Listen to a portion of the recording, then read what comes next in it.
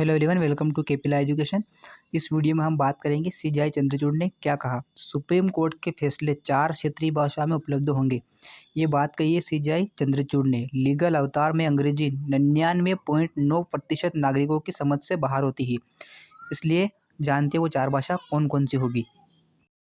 भारत के मुख्य न्यायाधीश डीवाई चंद्रचूड़ ने मंगलवार को कहा कि सुप्रीम कोर्ट के फैसलों को अब 4 भाषाओं हिंदी, गुजराती, उड़ीसा और तमिल में अनुवाद किया जाएगा।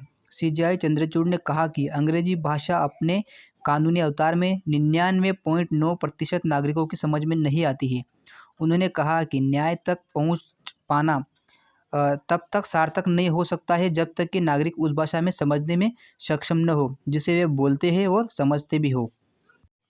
एक बहुत ही महत्वपूर्ण पहल जिसे हमने हाल ही में अपनाया है, क्षेत्रीय भाषाओं में सुप्रीम कोर्ट के निर्णयों के अनुवाद के लिए हमारी पहल है, क्योंकि हमें यह समझना चाहिए कि जिस भाषा का हम उपयोग करते हैं अर्थात अंग्रेजी एक ऐसी भाषा है जो हमारे 99.9% नागरिकों के लिए विशेष रूप से अपने कानूनी अवतार में समझने योग्य नहीं है। ऐसे में वास्तव में न्याय तक पहुंच पाना सार्थक नहीं हो सकता है जब तक कि नागरिक हाई कोर्ट में या सुप्रीम कोर्ट में हमारे निर्णय उस भाषा में समझने में सक्षम न हो जिस भाषा में वे बोलते हैं और समझते हो। सीजेआई ने स्पष्ट किया है कि 4 भाषाओं में अनुवाद एक शुरुआत है।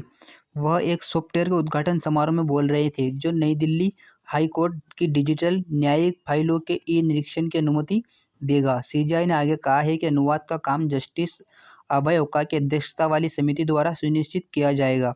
सीजेआई ने कहा, अब इसके लिए हमारा मिशन यह है कि प्रत्येक हाई कोर्ट में 2 न्यायाधीशों की एक समिति होनी चाहिए, जिनमें से एक न्यायाधीश होना चाहिए जो अपने व्यापक अनुभव के कारण जिला न्यायपालिका से चुना गया हो। उनमें से अधिकांश ने उन भाषाओं में लिखित निर्णय दिए हैं।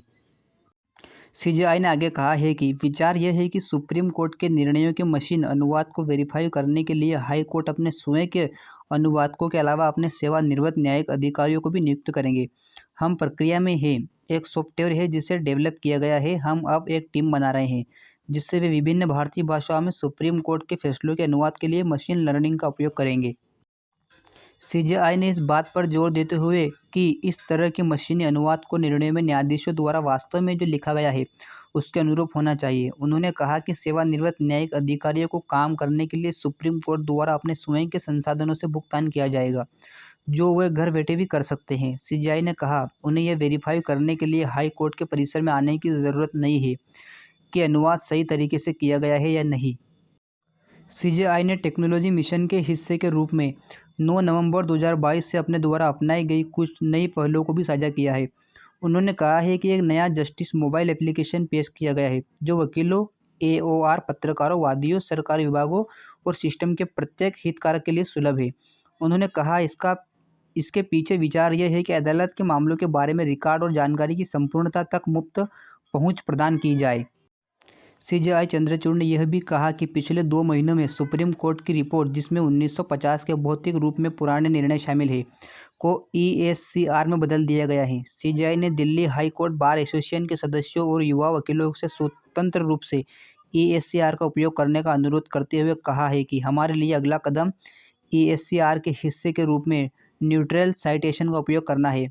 ईएससीआर में इलास्टिक सर्च सुविधा भी है, इसलिए हमने न केवल अपनी कागजी फाइलों को पीडीएफ फाइलों में बदला है, बल्कि हमने उन्हें सर्च इंजन के अनुकूल भी बनाया है।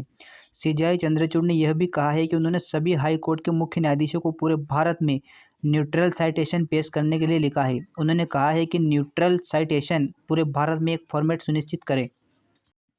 इसके अलावा सीजेआई ने यह भी कहा है कि सुप्रीम कोर्ट की तरह प्रत्येक हाई कोर्ट के पास आरटीआई अधिनियम के तहत अदालतों से संबंधित जानकारी के प्रकटीकरण की प्रक्रिया को सुव्यवस्थित और सुलभ बनाने के लिए अपना स्वयं का आरटीआई पोर्टल होना चाहिए। सीजेआई ने यह भी कहा है कि सुप्रीम कोर्ट के लिए ई फाइलिंग सॉफ्टवेयर को अपग्रेड कर दिया गया है और इसे जल्द ही लॉन्च किया जाएगा। उन्होंने कहा है कि इसे काफ़ी हद तक अपग्रेड किया गया है और अब सुरक्षा ऑडिट पूरा करने की प्रक्रिया में भी है।